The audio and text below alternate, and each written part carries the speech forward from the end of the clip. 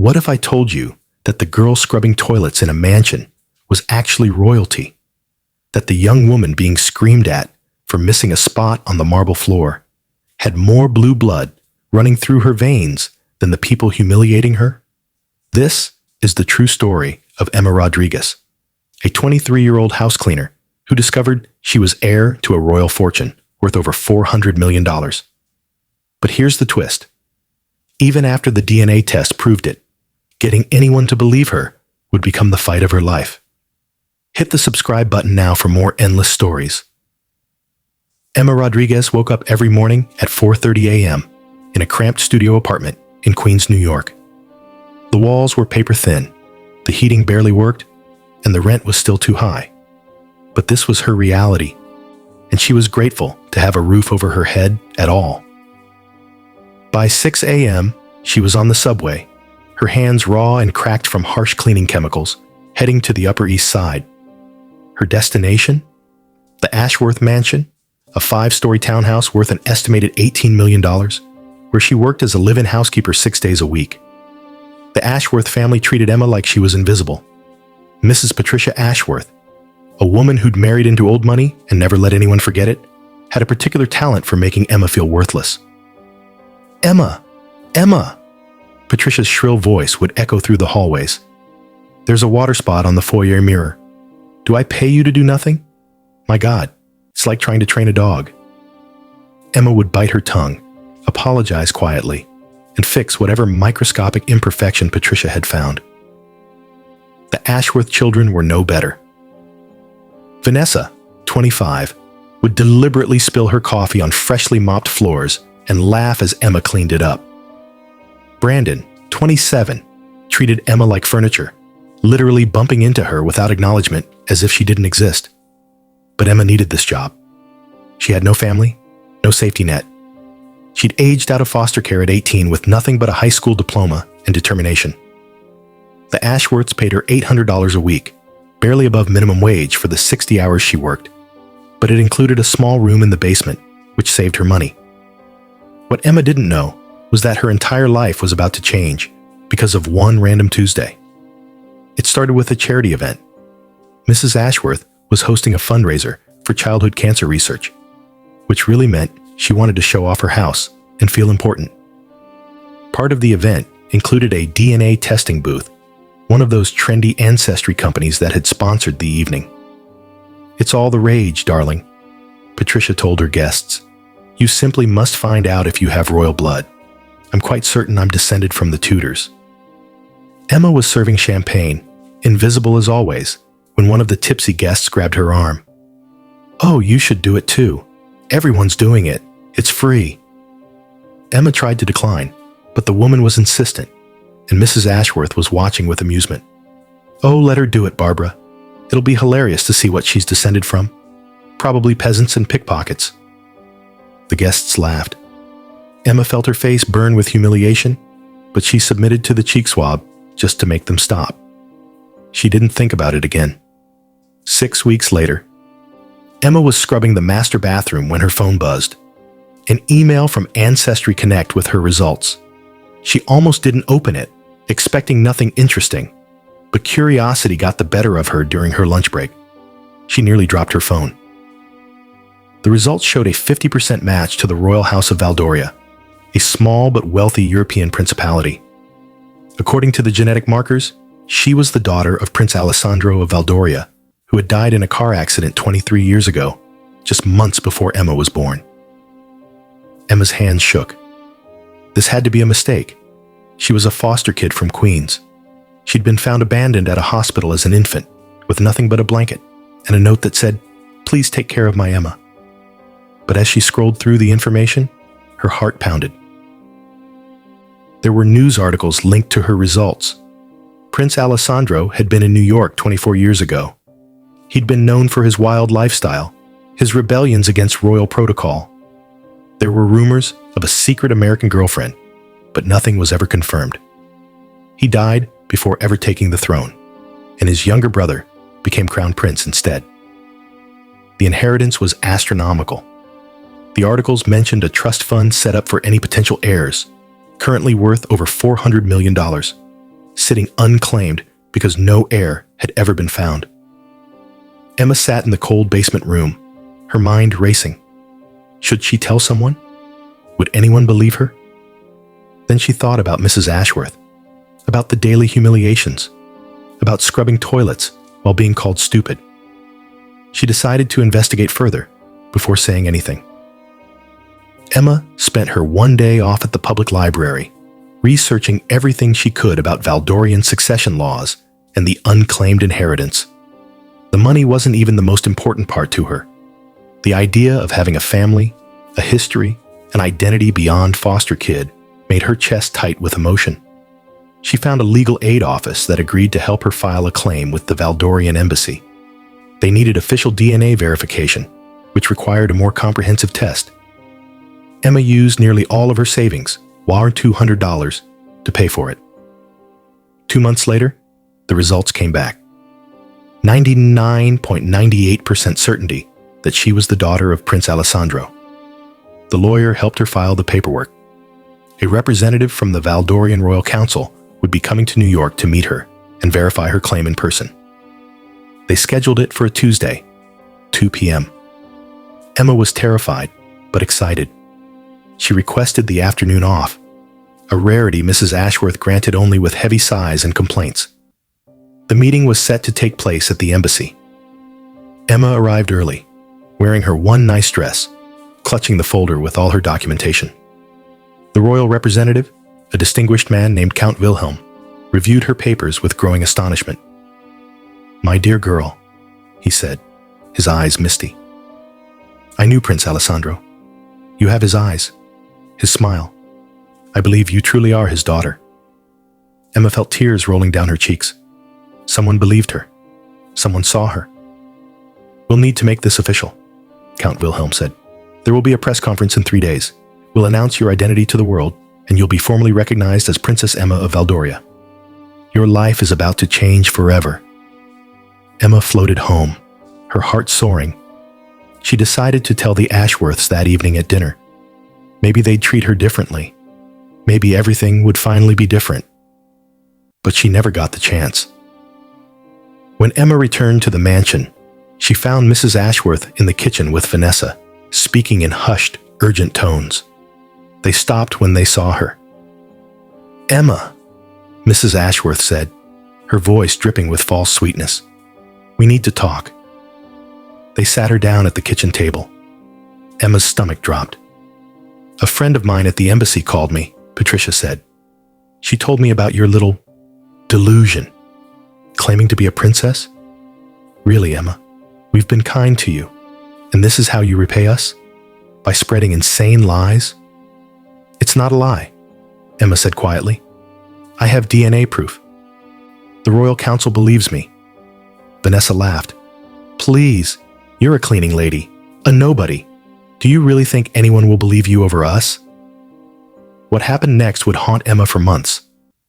Mrs. Ashworth revealed that she'd called Count Wilhelm herself, claiming that Emma was mentally unstable, that she'd been caught stealing from the family, and that she had a history of fabricating elaborate stories. She'd even produced fake medical records showing Emma had been treated for delusional disorder. The Ashworths had connections, money, and respectability. Emma had nothing. By the time Emma called the embassy the next morning, Count Wilhelm's tone had changed completely. "Miss Rodriguez, we take fraudulent claims very seriously. Given the information about your history, we cannot move forward. Please don't contact us again." The press conference was canceled. Her claim was rejected. Emma was devastated. She confronted Mrs. Ashworth, who smiled coldly.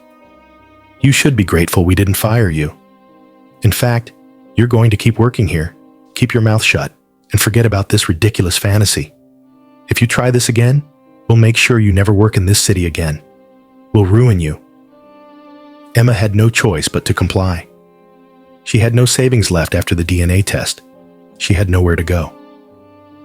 She went back to scrubbing floors, but now the humiliation burned deeper because she knew the truth. She was a princess being treated like dirt. But Emma wasn't done fighting. For 6 months, Emma played the obedient servant while secretly building her case. She worked extra shifts to save money. She documented every interaction with the Ashworths, recording their verbal abuse on her phone. She contacted different lawyers, different advocacy groups, anyone who might help.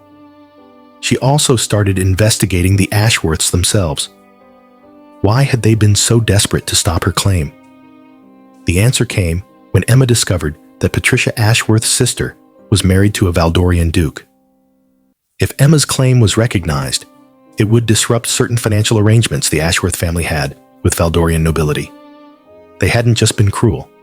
They'd been protecting their interests. Emma's second attempt came 9 months after the first.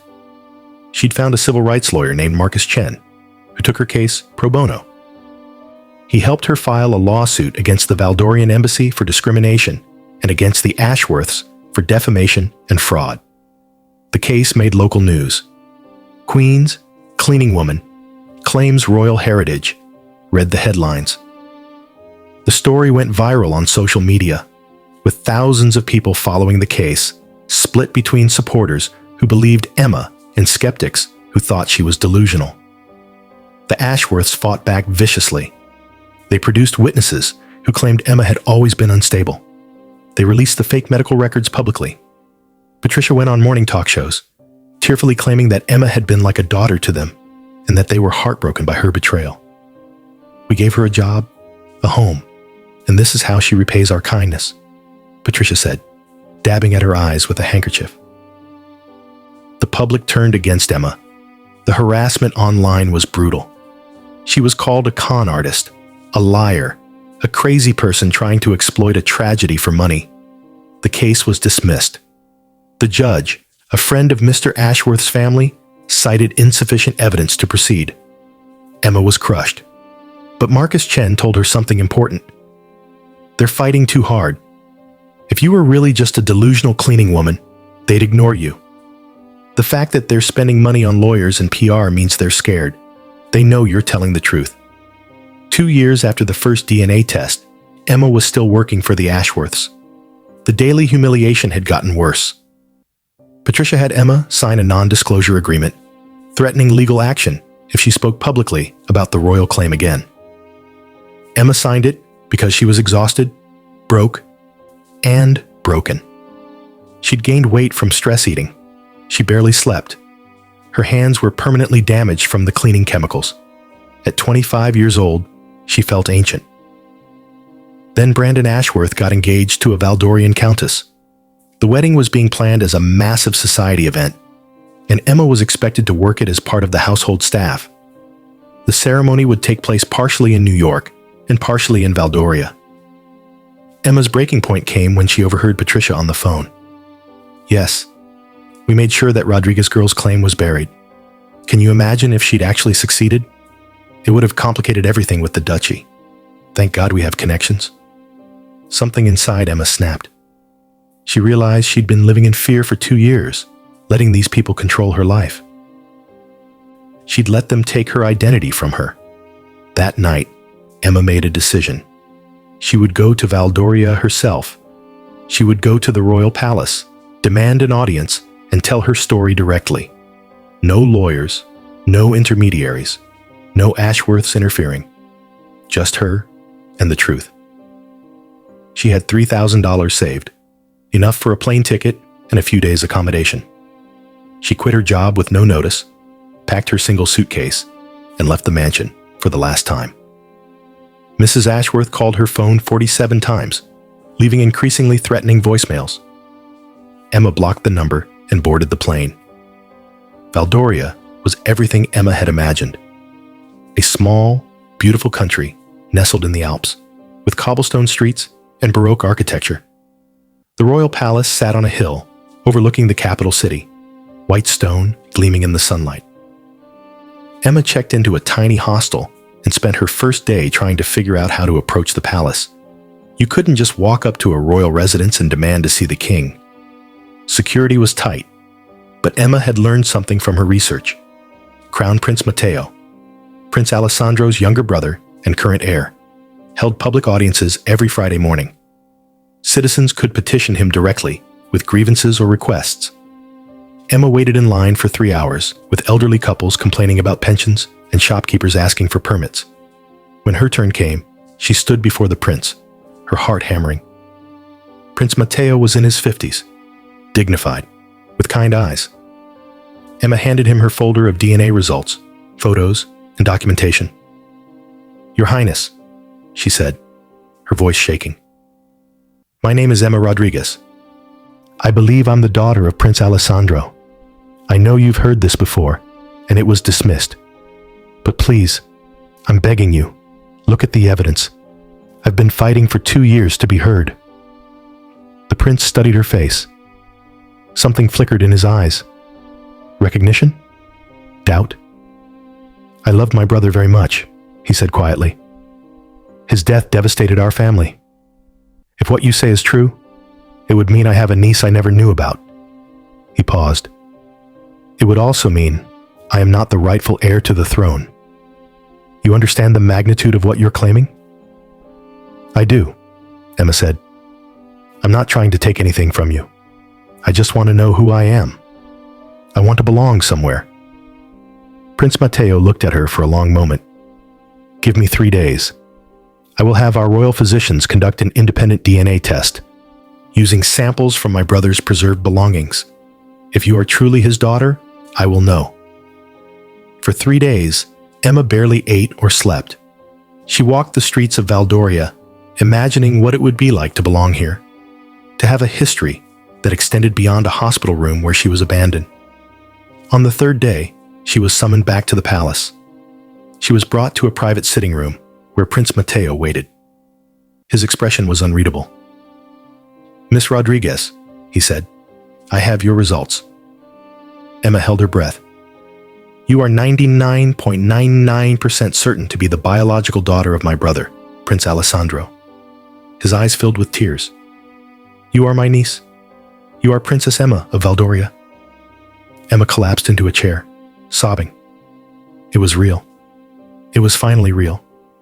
But Prince Matteo held up a hand. "However, there's something you need to know. Someone has been actively working to suppress this information. The original DNA results from 2 years ago, they were accurate. Count Wilhelm knew the truth, but he was paid a substantial sum by someone in America to discredit you." Emma's blood ran cold. "The Ashworths?" "Yes. We've been investigating. Patricia Ashworth's family has been embezzling from Valdorian estates for decades through her sister's marriage to Duke Frederick. If you were recognized as Alessandro's heir, it would trigger a full audit of all ducal financial arrangements. They would have been exposed." The prince continued. "They also forged those medical records. They bribed witnesses. They orchestrated an entire campaign to destroy your credibility. It's all documented now." Emma felt anger and vindication in equal measure. "What happens now?" "Now," Prince Matteo smiled, "we announce the truth, the proper way, and we deal with the Ashworths and their conspirators appropriately." The press conference was held at the Valdorian Royal Palace and broadcast worldwide. Emma stood beside Prince Matteo, wearing a simple blue dress that the palace staff had helped her choose. "Today, I have the honor of introducing Princess Emma Rodriguez of Valdoria," Prince Matteo announced. "The daughter of my late brother, Prince Alessandro. Her heritage has been verified beyond all doubt. She is the rightful heir to the throne of Valdoria." The news exploded across the globe. Every major outlet covered the story of the cleaning woman who became a princess. But more importantly, the palace released evidence of the Ashworth family's conspiracy. Within 48 hours, Patricia Ashworth was arrested on charges of fraud, bribery, and obstruction of justice. Her sister and Duke Frederick were arrested in Valdoria on embezzlement charges. The Ashworth fortune was frozen pending investigation. The family that had tormented Emma for years was ruined. But here's where the story gets even more interesting. Suddenly, everyone who had dismissed Emma wanted to be her friend. Vanessa Ashworth called from jail, claiming she'd always known Emma was special and had been forced by her mother to be cruel. Brandon released a statement saying he'd always suspected Emma's noble bearing. Marcus Chen, the lawyer who'd believed in her, reached out simply to say he was proud of her. He didn't ask for anything. Count Wilhelm, the original representative who'd been bribed, committed suicide before he could be arrested, leaving a note apologizing to Emma for his betrayal. Emma spent her first months as Princess Emma learning about Valdorian culture, history, and her duties. The inheritance was staggering. Not just the $400 million trust fund, but properties, investments, and responsibilities. She established a foundation for foster children, fully funded by her inheritance. She hired Marcus Chen as its director. She made sure that no child would ever feel as alone and worthless as she had felt. She also did something unexpected. She declined the throne. Prince Matteo has been a faithful heir for 23 years, she said in a public statement. He's the leader Valdoria needs. I'm happy to support him as Princess Emma, but I'm not here to disrupt the monarchy. I'm here to find my place in it. The Valdorian people loved her for it. She became known as the People's Princess, working with charities and spending time with ordinary citizens. 6 months after the revelation, Emma returned to New York, not to the Ashworth mansion, but to a beautiful apartment overlooking Central Park. She visited her old neighborhood in Queens, where she met families who'd followed her story. She spoke at schools about resilience and fighting for the truth. Brandon Ashworth's engagement fell apart when the Countess's family disowned her for associating with the disgraced Ashworths. He sent Emma a desperate letter asking for her help in clearing his name. She didn't respond. Vanessa wrote from prison, a long, rambling letter about how sorry she was, how she'd been poisoned by her mother's influence. Emma did respond to this one with a single sentence. I forgive you, but forgiveness doesn't mean I forget. Patricia Ashworth was sentenced to 8 years in federal prison. She aged a decade in the first year, her expensive skincare routine replaced by prison soap. The woman who'd spent so much time obsessed with status and appearances lost everything. 1 year after Emma's recognition as a princess, she attended Brandon Ashworth's trial as he was charged with aiding his family's conspiracy. He saw her in the gallery, dressed elegantly, flanked by royal security. Their eyes met. She saw fear, regret, and pleading in his gaze. She felt nothing but pity.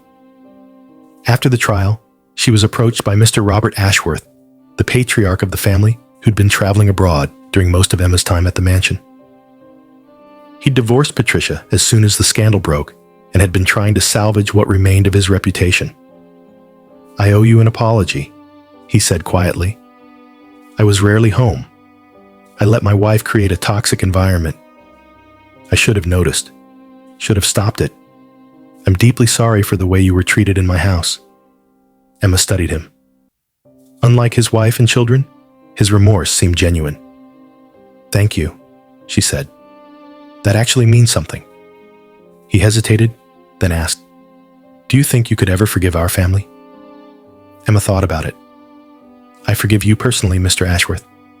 You weren't the one who hurt me directly, but your family tried to destroy me, not just by being cruel, but by systematically working to erase my identity. Some things are beyond forgiveness. He nodded, accepting her answer. You've become someone remarkable despite everything. My family's greatest failure was not seeing it. 3 years after discovering her heritage, Princess Emma of Valdoria had transformed not just her own life, but the lives of thousands of others. Her foster care foundation had placed 2,000 children in loving homes. She'd reformed adoption laws in Valdoria. She'd become a voice for people who felt invisible. She'd also fallen in love with a veterinarian she met at a charity event, a kind man named James, who'd grown up in foster care himself and treated her like Emma, not a princess.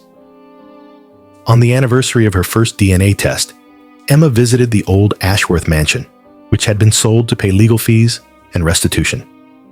It was being renovated into a community center for underprivileged youth. She stood in front of the building, remembering the scared, exhausted girl who'd scrubbed these floors. She thought about the humiliation, the cruelty, the nights she'd cried herself to sleep in that basement room. A young girl approached her, maybe 9 years old, with a notebook in hand. Are you really Princess Emma? The one who was a maid? Emma smiled. I was never a maid. I was a cleaner, yes, but I was always Emma Rodriguez. I just didn't know the full story yet. But they were so mean to you. How did you keep going? Emma knelt down to the girl's level. Because I knew, deep down, that I was worth more than how they treated me. And you are too. Never let anyone make you feel invisible. The girl hugged her, and Emma felt tears prick her eyes.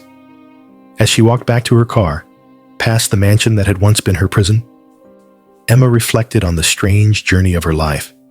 She'd gone from having nothing to having everything, from being treated like she was worthless to being recognized as royalty. But the most important transformation wasn't about money or titles. It was about a girl who'd been told she was nothing, learning that she'd always been everything. A girl who'd been abandoned, learning that she'd never truly been alone. A girl who'd cleaned floors, learning that she'd always had the strength to rise above them. The DNA test had revealed her royal blood, but Emma had revealed her royal spirit long before that. She'd had it when she was scrubbing toilets at 4 a.m. She'd had it when she survived the foster care system. She'd had it when she fought for 2 years to be heard. You don't become a princess because of a DNA test. You become one through the choices you make, the dignity you maintain, and the grace you show even to those who hurt you. Emma Rodriguez had always been royalty. She just needed the world to catch up to what she'd always known in her heart. As for the Ashworths, Patricia served her 8 years, released as a bitter, forgotten woman. Vanessa got early parole for good behavior and disappeared from public life. Brandon bounced from scandal to scandal, trading on the infamy of his family name. They became a cautionary tale about the dangers of cruelty, entitlement, and underestimating the people you dismiss as beneath you. Because sometimes, the girl scrubbing your floors is a princess, and sometimes, karma wears a crown. If you enjoyed this story, please like, subscribe, and share your thoughts in the comments. Have you ever been underestimated? Have you ever discovered something about yourself that changed everything? Let us know below.